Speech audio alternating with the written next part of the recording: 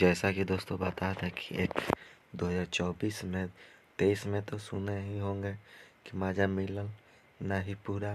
Holi song एक आया था नीलकमल सिंह का कि होलिया में माजा मिले नहीं पूरा।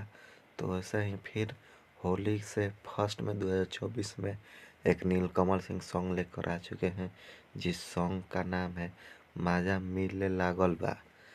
तो इस सॉन्ग के माजा मिले लाग गाए हैं नीलकमल सिंह, और इसके म्यूजिक डायरेक्टर की बात करें तो प्रियांशु सिंह है, और लिरिक्स में इस माजा मिले लागल बा के राइटर हैं आशुतोष तिवारी, जो 2023 में बम्फर सॉन्ग लिख के दिए हैं।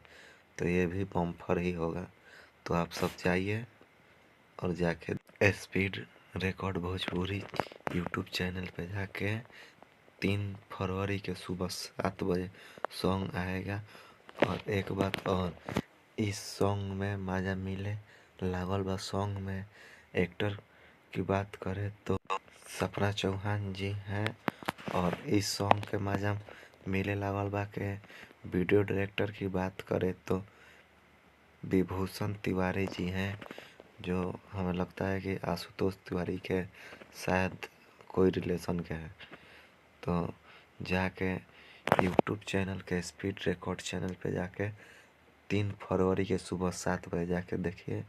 और मेरे चैनल आकाश कुमार प्रसाद चैनल पे आप पहली बार आए हैं तो चैनल को सब्सक्राइब करें एंड लाइक कमेंट शेयर जरूर करें।